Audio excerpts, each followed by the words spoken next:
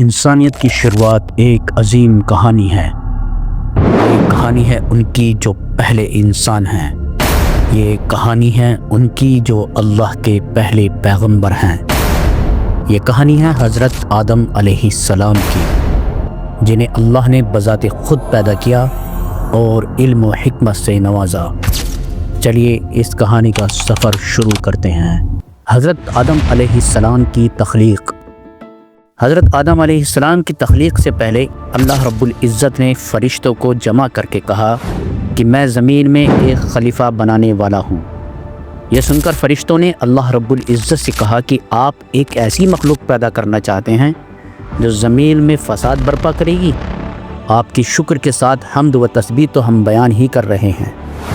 فرشتوں کو ایسا لگا کہ ان کی عبادت میں کوئی کمی رہ گئی ہے، اس لیے اللہ رب العزت ایک نئی مخلوق پیدا کرنا چاہتے ہیں۔ یہ سن کر اللہ رب العزت نے فرشتوں سے کہا، جو کچھ میں جانتا ہوں وہ تم نہیں جانتے۔ فرشتوں نے اللہ رب العزت سے ایسا کیوں کہا؟ حضرت آدم علیہ السلام کی پیدائش سے پہلے اس دنیا میں جناتوں کا بسیرا تھا۔ جنات بھی اللہ کی وہ مخلوق ہیں جنہیں اللہ رب العزت نے انسانوں کی طرح نیکی اور بدی کے کاموں کی آزادی عطا کی ہے، جن کی نیکی اور بدی کا بدلہ بھی انسانوں کی طرح آخرت میں جنت اور جہنم کی شکل میں ملے گا۔ جناتوں نے اس دنیا میں فساد، قتل و غارت و خون ریزی سے زمین کا ماحول بگاڑ رکھا تھا۔ اسی وجہ سے فرشتوں نے اللہ رب العزت سے کہا تھا کہ آپ پھر ایک ایسی مخلوق پیدا کرنے کا ارادہ کر رہے ہیں جو زمین میں فساد پیدا کرے گی، اور اللہ رب العزت نے فرشتوں سے جواب میں کہا تھا کہ جو میں جانتا ہوں وہ تم نہیں جانتے۔ پھر اللہ رب العزت نے فرشتوں سے کہا کہ میں سڑی ہوئی سوکھی مٹی کے گارے سے ایک انسان بنانے والا ہوں۔ اللہ رب العزت نے انسان کی پیدائش کی شروعات سمندر کے کنارے جو ایک دلدل کے غارے سے کی۔ اللہ رب العزت کے منصوبے کے تحت آدم علیہ السلام کا جسم جب بن گیا تو اللہ رب العزت نے اس جسم میں اپنی روح پھونکی تو وہ ایک زندہ ہستی کی حیثیت سے انسان وجود میں آ گیا۔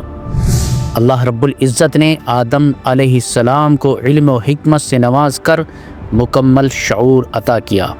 اس کے بعد اللہ تعالیٰ نے آدم علیہ السلام کو ساری چیزوں کے نام سکھائے، پھر ان چیزوں کو فرشتوں کے سامنے پیش کیا اور کہا، اگر تمہارا خیال صحیح ہے کہ کسی خلیفہ کے مقرر کرنے سے انتظام بگڑ جائے گا تو ذرا ان چیزوں کے نام بتاؤ۔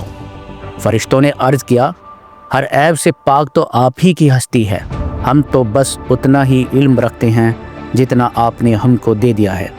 حقیقت میں سب کچھ جاننے اور سمجھنے والا آپ کے سوا کوئی نہیں۔ پھر اللہ نے آدم علیہ السلام سے کہا، اے آدم تم انہیں ان چیزوں کے نام بتاؤ۔ تو آدم علیہ السلام نے ان کو ان سب کے نام بتا دیے۔ تو اللہ نے فرشتوں سے کہا، میں نے تم سے کہا نہ تھا کہ آسمان اور زمین کی وہ ساری حقیقتیں جانتا ہوں جو تم سے چھپی ہوئی ہیں۔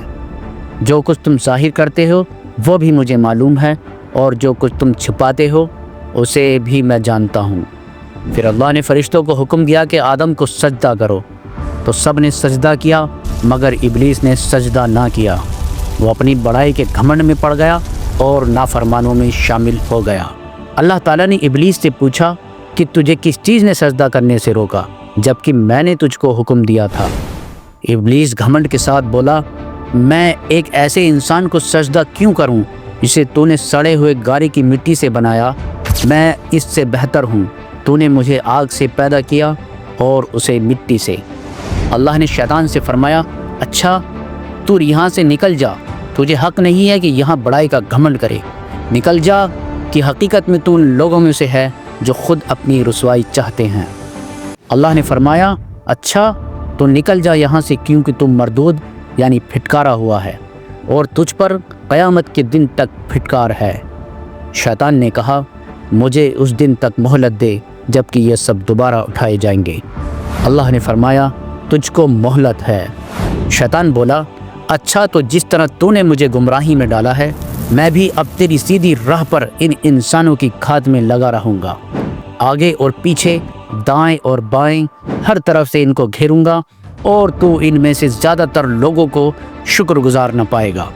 اللہ نے فرمایا نکل جا یہاں سے، تو ذلیل اور رسوا کیا گیا ہے، یقین رکھ کہ ان میں سے جو تیری پیروی کریں گے تو سمیت ان سب سے جہنم کو بھر دوں گا۔ بے شک میرے جو سچے بندے ہیں ان پر تیرا بس نہ چلے گا، تیرا بس تو صرف ان بہکے ہوئے لوگوں پر ہی چلے گا جو تیری پیروی کریں۔ جنت میں حضرت آدم علیہ السلام اداس رہتے تھے تو اللہ نے آدم علیہ السلام کے لیے حضرت حوا علیہ السلام کو بنایا اور ان کو آپس میں میاں بیوی بنا دیا۔ اللہ نے فرمایا اے آدم، تو اور تیری بیوی دونوں اس جنت میں رہو، جہاں جس چیز کو تمہارا جی چاہے کھاؤ، مگر اس پیڑ کے پاس نہ پھٹکنا ورنہ ظالموں میں سے ہو جاؤ گے۔ شیطان جو حضرت آدم علیہ السلام کا دشمن بن گیا تھا، ہر وقت آدم علیہ السلام سے بدلہ لینے کا موقع تلاش کر رہا تھا۔ پھر شیطان نے موقع دیکھ کر ان کو بہکایا تاکہ ان کی شرمگاہیں جو ایک دوسرے سے چھپائی گئی تھیں ان کے سامنے کھول دے۔ اس نے ان سے کہا تمہارے رب نے تمہیں اس پیڑ سے روکا ہے، اس کی وجہ اس کے سوا کچھ نہیں کہ کہیں تم فرشتے نہ بن جاؤ یا تمہیں ہمیشہ کی زندگی حاصل نہ ہو جائے۔ اور شیطان نے قسم کھا کر ان سے کہا کہ میں تمہارا سچا خیر خواہ، تمہارا بھلا چاہنے والا ہوں۔ اس طرح دھوکہ دے کر وہ ان دونوں کو دھیرے دھیرے اپنی چال کے جھانسے میں لے آیا۔ آخرکار جب انہوں نے اس پیڑ کا مزہ چکھا تو ان کے سطر ایک دوسرے کے سامنے کھل گئے اور وہ اپنے جسموں کو جنت کے پتوں سے ڈھانکنے لگے۔ تب اللہ نے انہیں پکار کر فرمایا کیا میں نے تمہیں اس پیڑ سے نہ روکا تھا اور نہ کہا تھا کہ شیطان تمہارا کھلا دشمن ہے؟ حضرت آدم علیہ السلام اپنی کوتاہی پر پشیمان ہوئے اور اللہ سے اپنی کوتاہی پر معافی مانگی۔ حضرت آدم اور حضرت حوا دونوں بول اٹھے اے ہمارے رب، ہم نے اپنے اوپر ظلم کیا، اب اگر تو نے ہمیں معاف نہ کیا اور رحم نہ کیا تو یقینی طور پر ہم تباہ ہو جائیں گے۔ یہی وہ دعا ہے جس کی وجہ سے آدم علیہ السلام اور حضرت حوا علیہ السلام کی غلطی کو اللہ تعالیٰ نے معاف کر دیا۔ یہیں سے انسان کی آزمائش شروع ہو جاتی ہے۔ اللہ نے کہا تم سب یہاں سے اتر جاؤ، تم آدم اور شیطان ایک دوسرے کے دشمن ہو اور تمہارے لیے ایک خاص مدت یعنی قیامت کے دن تک زمین ہی میں ٹھہرنے کی جگہ اور زندگی گزارنے کا سامان ہے۔ اور اللہ نے فرمایا وہیں تم کو جینا اور وہیں مرنا ہے، اسی میں سے تم کو آخر کار نکالا جائے گا۔ حضرت آدم اور حضرت حوا زمین پر اپنی زندگی گزارنے لگے۔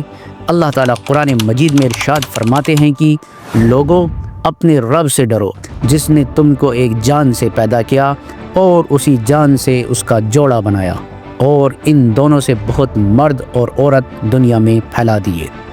اللہ نے آپ کی اولاد کا سلسلہ زمین پر پھیلا دیا، آپ کی بے شمار اولاد ہوئی۔